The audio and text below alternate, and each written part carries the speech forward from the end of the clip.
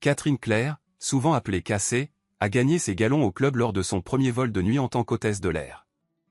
La destination était Paris, aéroport Charles de Gaulle. Le Boeing 777 affichait complet. Il était 1h du matin, heure de Chicago, et la majorité des passagers dormaient déjà lorsqu'un steward a demandé à Cassie de le rejoindre dans les toilettes arrière. C'était la première fois qu'elle avait une aventure intime avec quelqu'un d'autre que son mari. Elle a vécu une expérience totalement inédite, différente de ce à quoi elle était habituée, qui a profondément affecté son corps et son esprit. Elle avait hâte de la revivre. On pourrait dire que ce récit commence par une chaude journée d'août dans le centre-sud de l'Illinois. Catherine Claire Morrison a grandi dans une ferme laitière située à environ 3 heures au sud-ouest de Chicago, cette métropole effervescente. Son éducation était des plus rurales, des plus classiques. Ses tâches quotidiennes consistaient à aider son père à traire 60 vaches avant l'école, puis à nouveau tous les soirs, un engagement tenu tout au long de l'année, quelles que soient les conditions météorologiques. Même le jour de Noël n'était pas un jour de repos. Les Williamson possédaient une ferme à environ 30 km sur l'autoroute. Ils cultivaient 200 hectares de maïs et de soja et élevaient également un modeste troupeau de vaches Holstein. Pour ceux qui ne connaissent pas le paysage rural, les Holstein sont la variété à taches noires et blanches. Leur fils unique, Matthew, n'était pas non plus étranger à la routine de la traite. Cependant, ses parents lui accordaient une légère indulgence compte tenu de son rôle de quart arrière titulaire de l'équipe de football du lycée. Allez, les rebelles! Ils se sont croisés à la foire du comté. Tous deux sont entrés dans l'étable à veau vers 16h et se sont retrouvés côte à côte dans le pavillon laitier. Dès que Matt a posé les yeux sur Cassie, il a eu l'impression d'être électrisé. Le pauvre jeune homme avait du mal à articuler un seul mot. À son grand bonheur, il a découvert que la jeune femme, elle aussi, semblait muette. Ils ont passé un long moment à se regarder, inconscients de ce qui les entourait. Quelques semaines plus tard, leur dernière année scolaire allait commencer et, comme beaucoup d'adolescents de leur âge, ils étaient autorisés à passer la nuit dans l'étable avec leurs animaux. Ils ont profité de l'obscurité pour s'éclipser en toute intimité, loin de leurs compagnons bovins. Au lever du jour, leur amitié s'était transformée en quelque chose de plus profond. Ils se sont offerts volontiers leur virginité. Le lendemain soir, Matt a demandé Cassie en mariage, en glissant à son doigt une véritable bague en or pur 24 carats, un prix qu'il avait gagné à un stand de la foire. Pendant le temps qu'ils leur restaient ensemble, ils se sont adonnés au plaisir de l'amour aussi souvent que possible et ont imaginé leur vie future après le lycée. Matt était originaire de Central, tandis que Cassie fréquentait leur école rivale principale, Lincoln. La vache de Matt, Soxy, nommée d'après son équipe de baseball préférée, n'a remporté aucun ruban. Il n'était pas inquiet pour autant, car il possédait son propre trésor. Au contraire, la vache de Cassie, Misty, a été couronnée meilleure du concours. Sa récompense pour avoir remporté le ruban bleu était un voyage de fin d'études à New York. Cassie est rentrée chez elle avec une expression qui suggérait qu'elle avait entrevu le paradis. Elle parlait sans cesse de toutes les merveilles qu'elle avait vues, du sommet de l'Empire State Building au système souterrain du métro en passant par une pièce de Broadway qui l'avait initiée aux arts. Après avoir offert à Matt un t-shirt commémoratif, Cassie a proclamé « Je vais devenir hôtesse de l'air et explorer le monde. On pourrait déménager à New York et voler gratuitement partout où tes rêves te mèneront. Je pourrais subvenir à nos besoins pendant que tu poursuis tes études universitaires. » Matt n'était pas tout à fait certain de la manière dont cela correspondait aux attentes de ses parents, à savoir qu'il hérite de la ferme familiale. L'année scolaire a progressé lentement, mais ils ont réussi à se rencontrer presque tous les week-ends. Lorsque l'hiver a cédé la place au printemps, l'ambition de Cassie de devenir hôtesse de l'air s'est ravivée. Elle a passé quelques coups de fil et a découvert que l'âge minimum requis était de seulement 18 ans. Selon la compagnie aérienne, cela signifiait qu'elle serait éligible à peine 3 mois après l'obtention de son diplôme. Une semaine après la fin des cours, Cassie et Matt ont persuadé leurs parents de les autoriser à se rendre à Chicago pour explorer les attractions. Elle n'avait pas encore parlé de son aspiration à voler. « Soyez prudents là-haut et assurez-vous de prendre le dernier train pour rentrer », a averti son père. « Je ne veux pas entendre dire que vous l'avez manqué et que vous avez fini par passer la nuit là-bas. » Cassie avait fait ses recherches à la bibliothèque de l'école et avait découvert que 2 compagnies aériennes établies, qui opéraient à l'échelle mondiale, pourraient envisager de l'embaucher. Leur première destination était United Airlines, où Cassie a été stupéfaite d'apprendre que les candidats devaient avoir au moins 19 ans. À leur arrêt suivant, American Airlines, l'âge minimum requis était fixé à 20 ans. La petite amie de Matt, âgé de 18 ans, n'arrivait pas à surmonter les détails pointilleux des formulaires de candidature.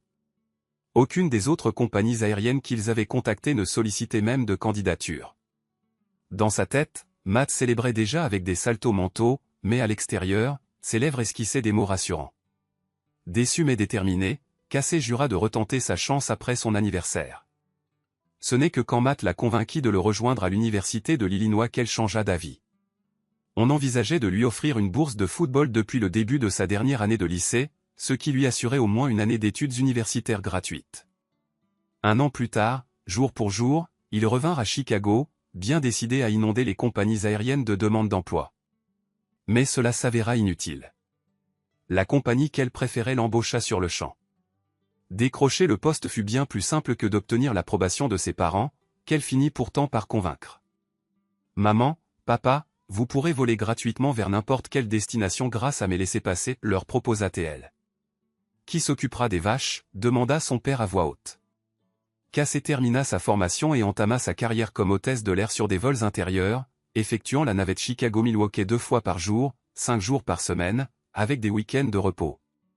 Cela ne l'enthousiasmait guère, mais ne la décourageait pas non plus. Lorsque Casey finit par avoir plusieurs jours de congés consécutifs, Matt prit le train et s'aventura vers le nord. Elle l'accueillit à Union Station. De là, ils se rendirent directement à la mairie et comparurent devant un magistrat dans les 10 minutes qui suivirent. Matthew John Williams avait pris Catherine Claire pour épouse légitime. Ils savourèrent un dîner splendide et passèrent leur nuit de noces dans une chambre d'hôtel, consommant leur union.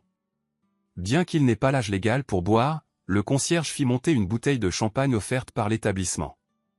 La réalité les rattrapa alors. Le lundi, Matt devait annoncer à ses parents qu'il s'était marié et qu'il ne reviendrait pas à la maison. Ce fut une journée difficile. Casey vivait dans un petit appartement de 2 chambres près de l'aéroport avec 2 nouvelles collègues. Grâce à leurs emplois du temps différents, l'appartement ne donnait jamais l'impression d'être trop exigu. Néanmoins, il fallut un certain temps à Matt pour s'adapter à la vie avec une femme et 2 colocataires. Malgré leur charme, il ne succomba jamais à la tentation et considérait Kimmy et Joyce comme des sœurs. Matt perdit sa bourse de football lorsqu'il fut transféré à l'université de l'Illinois à Chicago et dut financer ses études avec des prêts étudiants. L'argent était rare, mais ils étaient amoureux. Ils établissaient des plans sur la façon dont ils allaient allouer le salaire de Matt une fois qu'il aurait obtenu son diplôme et décroché un bon emploi. La première fois que Casey vola vers Saint-Louis, elle offrit un laissez-passer à son mari. Il obtint le seul siège disponible à bord, un siège du milieu au fond de l'appareil, qui ne s'inclinait pas. Mais cela ne le dérangeait pas. Il partageait son temps entre la préparation de son examen d'économie et l'observation de sa radieuse épouse qui se déplaçait dans l'allée. Elle s'assurait qu'il soit bien nourri et hydraté avec des collations et des boissons. Ils avaient 2 heures entre les vols et s'offrirent un dîner coûteux à l'aéroport international Lambert. Matt eut de la chance et obtint même un siège côté couloir sur le vol de retour. Mieux encore, il obtint un A à l'examen. Les 6 mois suivants furent exceptionnels. Casey était à la maison au moins une nuit par semaine. Matt allait la chercher à la porte d'embarquement. C'était avant le 11 septembre, à l'époque où n'importe qui pouvait franchir les détecteurs de métaux pour accéder aux terminaux, et ils rentraient ensemble en métro. Les tensions sont apparues lorsque leurs 2 colocataires ont été mutés. Pire encore, la nouvelle base de Casey fut affectée à New York, le poste dont elle rêvait. La compagnie aérienne mit alors en place un gel des embauches, ce qui signifiait qu'il n'y avait pas de nouvelles recrues nécessitant un logement. Par conséquent, Casey et Matt se retrouvèrent seuls responsables du paiement intégral du loyer. Les tentatives de Matt pour décrocher un emploi à temps partiel se révélèrent infructueuses. Pour compenser, Casey effectuait des vols supplémentaires, juste pour gérer les dépenses. Cela la laissait épuisée, et elle commença à éprouver du ressentiment lorsqu'elle rentrait à la maison et découvrait son mari plongé dans ses études. Leurs désaccords s'intensifièrent sur de nombreux détails insignifiants, dont aucun n'approchait l'intensité des disputes financières qui éclataient à chaque jour de paix. Ces conflits rendaient Casey particulièrement vulnérable. Contrairement à beaucoup de ses collègues, Steve Kaczmarski aimait voler avec les nouvelles recrues.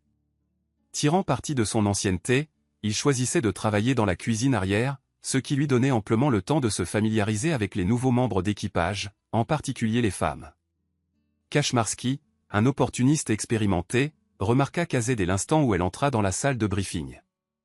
Il consulta la liste d'équipage et découvrit qu'ils allaient effectuer ensemble la navette de 6 heures du matin 20 fois ce mois-ci.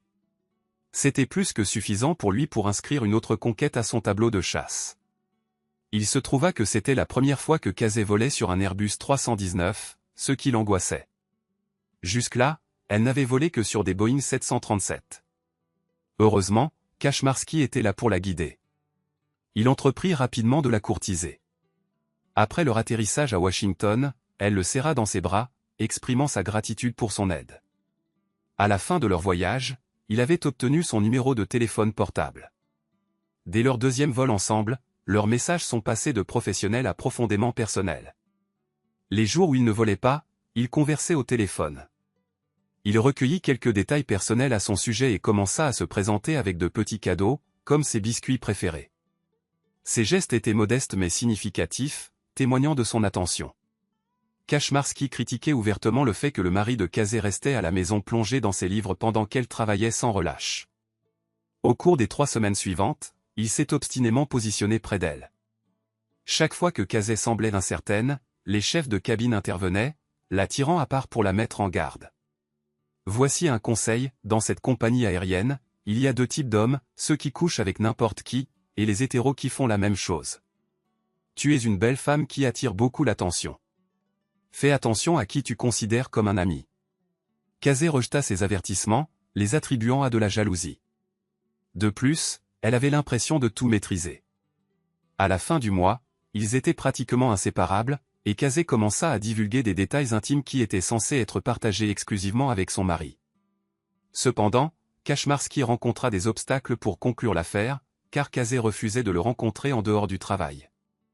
Les week-ends étaient trop précieux pour les passer loin de son mari, même si leurs moments ensemble étaient remplis de disputes. Tout bascula lorsque l'équipage informa Casey qu'elle avait été programmée pour un vol de nuit vers Paris, en France, coïncidant curieusement avec leur anniversaire de mariage. Matt voulait l'accompagner, mais le vol était complet. Ce serait la première nuit que les Williams passeraient séparés depuis leur mariage. Il a fallu des efforts considérables, des négociations et une manipulation pure et simple des horaires pour que Kaczmarski obtienne qu'une personne avec l'ancienneté limitée de Casey soit affectée à un vol direct pour Paris. Mais il y est parvenu, et il avait de grandes intentions, convaincu que Casey tomberait dans ses filets pendant leur escale. La veille de leur vol, un coursier livra un colis adressé à Casey. Elle supposa d'abord que cela venait de Matt, jusqu'à ce qu'elle remarque le mot. Quelque chose de beau pour quelqu'un de beau. Oh, oh, oh, Steve. Casey rougit en ouvrant la délicate lingerie en dentelle. Elle appela immédiatement Steve. Je suis une femme mariée. Je ne peux pas accepter ça. C'est juste un cadeau d'anniversaire tardif. En plus, toutes les femmes en Europe portent ce genre de choses. Matt croyait que cela marquait leur premier anniversaire, et tous ses plans s'effondraient. Incapable de voler avec elle, il décida de surprendre Casey. Il dépensa le reste de ses économies d'urgence pour un collier en or orné d'un pendentif en diamant d'un quart de carat. C'était vraiment le sentiment qui comptait le plus. Pendant que Casey terminait de se maquiller, Matt alla cacher le cadeau dans sa valise à roulettes. Cependant, en ouvrant le sac, il eut un choc inattendu. Posée soigneusement sur le dessus pour éviter les plis se trouvait la petite robe noire qu'il avait achetée dans un magasin de revente pour commémorer leur anniversaire. De toute évidence, elle avait également fait des achats de lingerie, car il ne reconnaissait pas la délicate nuisette en dentelle. Il y avait 2 paquets de bas nylon. L'un était encore scellé, tandis que l'autre était vide. Elle doit porter cela sous son uniforme, supposa-t-il. Matt fouilla dans le contenu du sac et découvrit une boîte de contraceptifs non ouverte rangée dans l'une des poches. Luttant pour contrôler sa rage, il déchira la boîte. Méthodiquement, il déballa chaque sachet en aluminium, déroula le latex et les arrangea sur le dessus de la robe noire. Le lubrifiant agissait comme un adhésif, le genre qui signifie la fin d'un mariage. Il froissa la boîte et la repoussa, avec les emballages vides, dans la valise. C'est alors qu'il aperçut le mot. Réalisant que c'était fini, il écrasa violemment le collier en or et le pendentif en diamant magnifiquement emballé, l'aplatissant sous sa chaussure avant de jeter le cadeau endommagé sur la robe souillée. Il déchira ensuite la carte d'anniversaire en 2 et plaça les morceaux dans la valise, la refermant avec la fermeture éclair. Matt resta silencieux pendant le trajet en train jusqu'à l'aéroport. Casey bavarda avec enthousiasme de son excitation de rentrer et de profiter d'une soirée romantique pour célébrer ensemble. Il savait qu'une telle nuit n'arriverait jamais. Casey arriva au briefing avec son passeport à la main. Elle reconnut instantanément le seul visage familier dans la pièce et s'assit à côté de Steve. 2 stewards supplémentaires avaient été affectés au vol, et Kaczmarski avait sollicité leur aide pour évaluer la nouvelle venue. Ils avaient également des strapontins à l'arrière de l'avion. Son siège était adjacent à celui de Casey. Avant même que l'avion ne commence à s'éloigner de la porte d'embarquement, il commença son habituelle offensive de charme sur la jeune épouse naïve. Assise près de la cloison, elle le remarqua qui se penchait ostensiblement vers elle, faisant remarquer le peu d'espace. Il posa une main sur sa cuisse. Puis il se pencha au-dessus d'elle, pointant quelque chose à l'extérieur par le petit hublot. Ce faisant, sa jupe d'uniforme commença à remonter. Lorsqu'il aperçut le bord en dentelle de ses bas, il réalisa qu'elle portait le cadeau qu'il lui avait offert, ce qui boosta considérablement sa confiance. Juste avant le décollage, il tendit la main et se rapprocha. Casey était sur le point de demander un peu de distance quand il lui proposa de dîner au Jules Verne, au sommet de la Tour Eiffel, pour célébrer sa première visite dans la ville lumière. Elle accepta avec un sourire, son hésitation initiale cédant la place à l'instant présent. La connexion entre eux semblait chargée, intime d'une manière qui les surprit tous les deux. Malheureusement, l'avion avait déjà décollé, les obligeant à retourner à leur poste. 3 heures après le début du vol, le ciel extérieur était enveloppé d'une obscurité totale. La plupart des lumières de la cabine avaient été atténuées. Sans avertissement, l'avion rencontra une zone de turbulence. La voix du commandant de bord retentit dans l'interphone. « Hôtesse et steward, veuillez regagner vos sièges. » Le signal de ceinture de sécurité s'alluma. À ce moment-là, Steve lui proposa de le rejoindre dans l'un des lavabos. Elle n'hésita pas. Sous son uniforme, elle portait d'élégantes dentelles, méticuleusement choisies, peut-être pour des raisons qui allaient au-delà du simple confort. Son uniforme était soigneusement plié et disposé sur la table allongée. Dans cet espace confiné, Steve la pressa doucement contre le mur. Leur baiser fut profond, fervent, chargé d'une tension inexprimée. Casey répondit avec une égale ferveur, emporté par le torrent d'adrénaline et d'émotion. Ce qui s'ensuivit fut rapide, impulsif, motivé par des mois de pression croissante.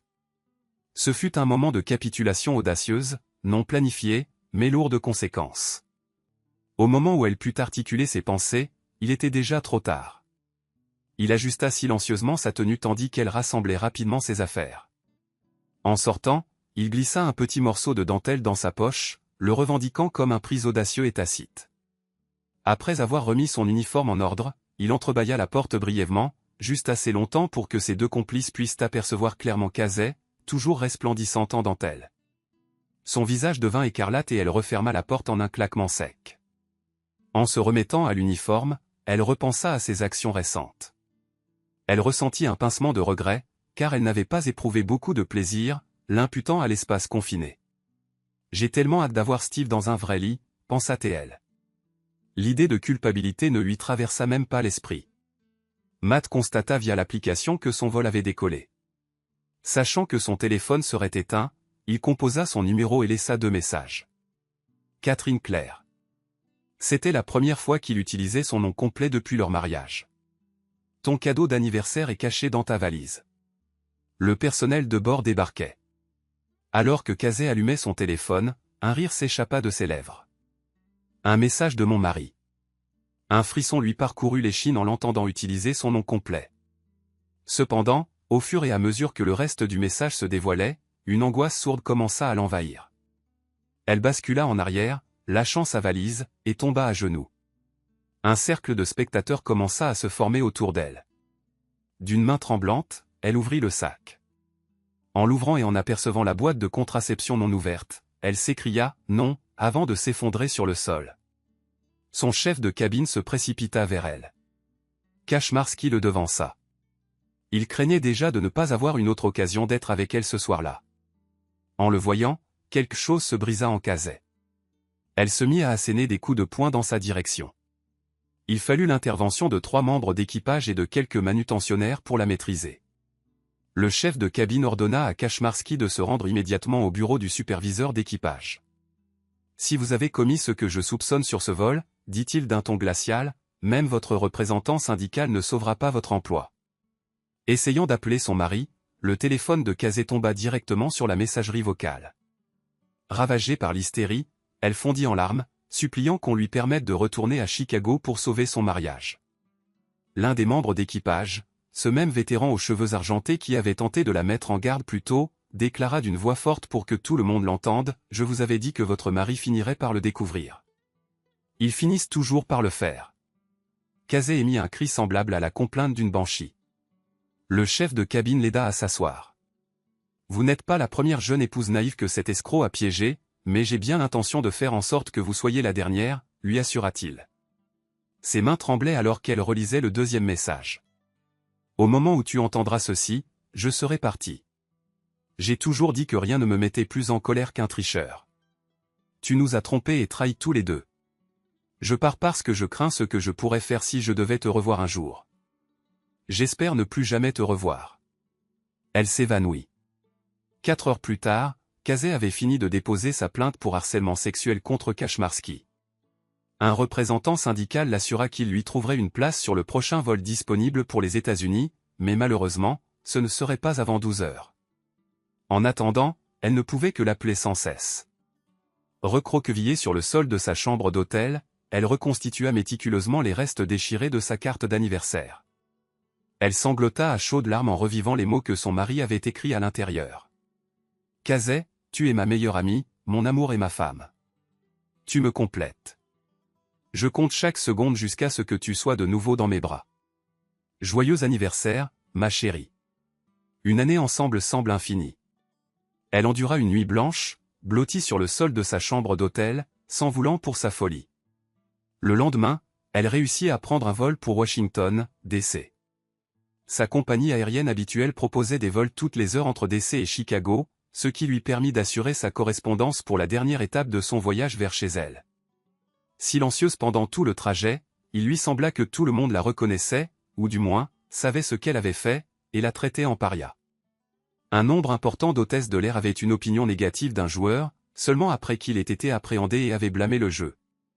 Casey consacra tout le vol à réfléchir à la façon d'articuler ses actions. Dès qu'elle atterrit à Washington, elle commença à composer le numéro de portable de Matt. Mais il n'y avait toujours pas de réponse. Elle lutta pour garder son calme en laissant un message méticuleusement préparé. « Matt, mon amour, j'ai vraiment fait une terrible erreur. Je suis profondément désolé. S'il te plaît. Je sais que je ne mérite pas ça, mais s'il te plaît. » Sa voix flancha et elle commença à pleurer à chaudes larmes.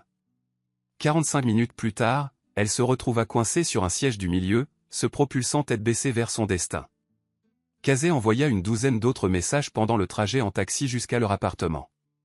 Sa main trembla lorsqu'elle glissa la clé dans la serrure. Elle prononça doucement le nom de son mari, son regard balayant le salon.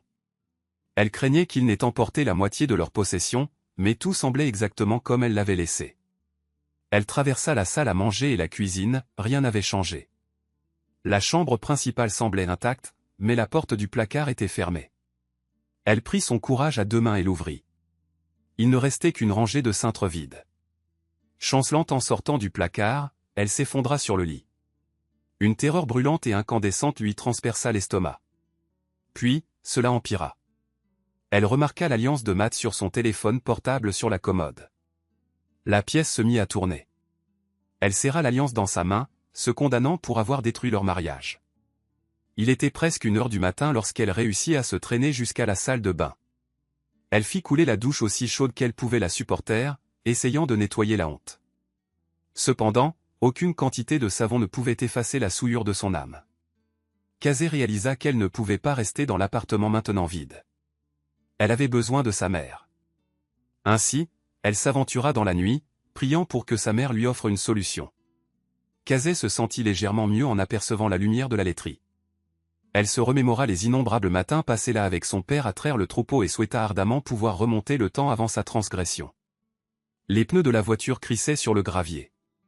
Elle avait l'intention de faire le reste du chemin à pied jusqu'à la maison, mais quelque chose ne tournait pas rond dans la grange. « Oncle Hank » appela-t-elle. « Que fais-tu ici ?» Le frère de sa mère continua son travail en répondant « Matt est passé hier pour expliquer à tes parents pourquoi il partait. Tu sais que ta mère a toujours eu un cœur fragile. » Casey commença à chanter doucement « Non, non, non. S'il te plaît, dis-moi qu'elle est vivante. Elle est vivante, mais ce n'est pas grâce à toi, dit Hank sans ménagement. Elle a fait un accident vasculaire cérébral massif. Ton père a appelé de l'hôpital et m'a demandé de surveiller la ferme. C'est ce que fait la famille. Quel hôpital? Si j'étais toi, je n'essaierais pas de lui rendre visite. Tu es la dernière personne que ton père veut voir en ce moment. Est-ce que Matt est encore là? Non. Il est parti hier soir après qu'ils aient stabilisé ta mère. Je n'ai jamais vu un homme avoir l'air plus brisé. Casey contacta l'assistance du personnel de la compagnie et démissionna de la compagnie aérienne pour travailler à la ferme familiale. Sa mère survécut, mais resta partiellement paralysée. L'adultère devint son aidant à temps plein, une forme d'expiation. Plus de 5 ans s'écoulèrent. Casey était une infirmière dévouée, ne se plaignant jamais, même lorsqu'elle changeait les couches pour adultes de sa mère. Quand elle ne s'occupait pas de sa mère, elle aidait aux corvées de la ferme. Elle ne se comporta jamais en martyr, pas même le jour où le shérif lui remit les papiers de divorce. Elle accepta son destin avec une grâce tranquille. Un bel après-midi d'automne, l'ange de la mort visita la ferme Morrison. Sa mère s'éteignit paisiblement, entourée de son mari et de sa fille. Les dernières paroles qu'elle adressa à Casey furent « Je t'aime. Maintenant, vas-y, vis ta vie ». La veillée funèbre se tenait dans le salon de la vieille ferme, comme on le faisait il y a un siècle. Les gens avaient apporté à manger. On se remémorait des histoires et de vieilles amitiés se ravivaient. Pourtant, c'était une ferme en activité, et les animaux se souciaient peu du chagrin. Casey s'occupait d'un veau malade quand elle remarqua un jeune garçon qui entrait dans la grange. « Bonjour, les vaches. » Le petit garçon de 3 ans salua les créatures massives. Casey resta immobile, le regard fixé sur cette invitée surprise. Elle reconnut ses traits grâce à une photo en noir et blanc que son ancienne belle-mère avait autrefois exposée au-dessus du piano. Non, cette photographie datait d'il y a presque 30 ans. Son pouce accéléra. Il devait être le fils de son ex-mari. Elle s'effondra au sol, pleurant à chaudes larmes. L'enfant s'agenouilla à côté d'elle dans le foin. « Ça va, madame ?» demanda-t-il. Casey frissonna en scrutant son visage. Tonton Hank avait dû lui parler d'elle. Le garçon tendit la main et se présenta, « Je m'appelle Matt, mais maman m'appelle Junior. » À cet instant, toute aspiration, tout rêve auquel Casey s'était accroché au plus profond de son cœur, s'évanouirent. What's mastery? It's like crit, and I think that's what it is on the stat screen. Yeah, base crit chance. I'm trying not to make anything with nuts. If you guys want to use some nuts, go for it. But just like I know I'm gonna burn through them if I start using them. True, yeah. Vitality. Ooh. I'll go for the seafood platter, I think. I was gonna say, can I have some seafood platter too? Good. Yeah, you can do the seafood platter. It just takes like how hard was it to get? It takes a lot. It takes a lot of fish, but it's pretty quick. But like the rest of it, we have a shitload of, and keep in mind, salt is just money. Like we can buy salt. Oh, okay, good. I think I'm gonna stick with what I usually go with, just because bacon and eggs and some hearty egg broth. I'm just gonna catch a couple more fish real quick. What's There we hearty go. egg broth give you? My tools, a little common sense. Oh, it's agility. Oh, a lot of agility. Nice.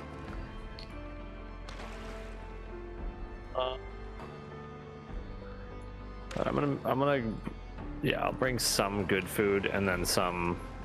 I'll keep my crap food.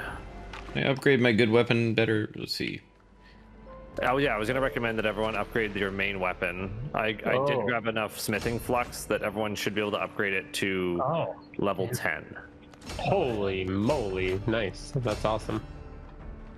And we should have enough iron to do it, and I think it's absolutely worth it. Yeah. Hell That's yeah. gonna be really nice. Okay, here we go. Oh, I gotta put my other one away. I haven't upgraded my musket yet. I'd like to if we have the materials left, but if not, it's Oh, right. And are we ascending? I've ascended my main weapon. So- yeah. Yeah, I ascended to. I've ascended 2 weapons because my first one was one of the like it was a B before, and so when I ascended it, it went to an A. But then I didn't realize that. I got an A weapon. Oh, I need more hardwood. I think we have quite a bit of the ingots still, right? Yeah, we had plenty, so I was just like, you know what? It's probably better to upgrade to an S.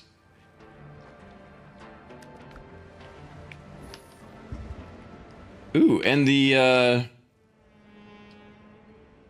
second ability is increase the perfect block opportunity window.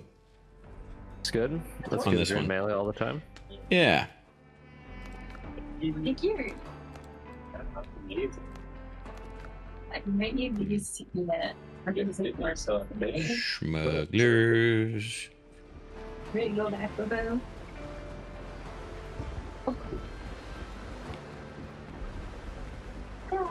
Yeah, that's the thing I didn't like about the Rapier of 1,000 Cuts was that it's a C tier weapon, Right. which is why I went to the sturdy Rapier. I need to get on my But if boat. you keep extending them, does it make them as good as any other weapon? Is that the idea? So it increases its like from like a B to an A or an A to an S. Basically, it'll take you up 1 tier and then go from like a blue quality to a purple quality. Right. And it also then gives it another effect. Like for example, my Rapier gained crit damage increased by 20% when I ascended it. I mean, I'm definitely ascending the Rapier of 1,000 Cuts, and I'm kind of curious what happens when I turn it into an A tier, because already restoring my temporal health is stellar. Oh, okay, cool. And I need hardwood to upgrade my halberd, so I can't do that. Oh, shit. Yeah. We'll probably get some on this next island. How about that? Yeah. I'll just zip back once we can and do that. Also, do we have a bell? I don't have a bell on me, but We might want to bring one. Yeah. So just to give you an idea, I just got 36 fish fillets from that few minutes of fishing I did. So like it's quick. oh, that's not bad at all. All right, Yeah, that is good. all right. I'm gonna make 100 of these. More sail, more speed. And then I'm gonna take, no, that's a clay bottle.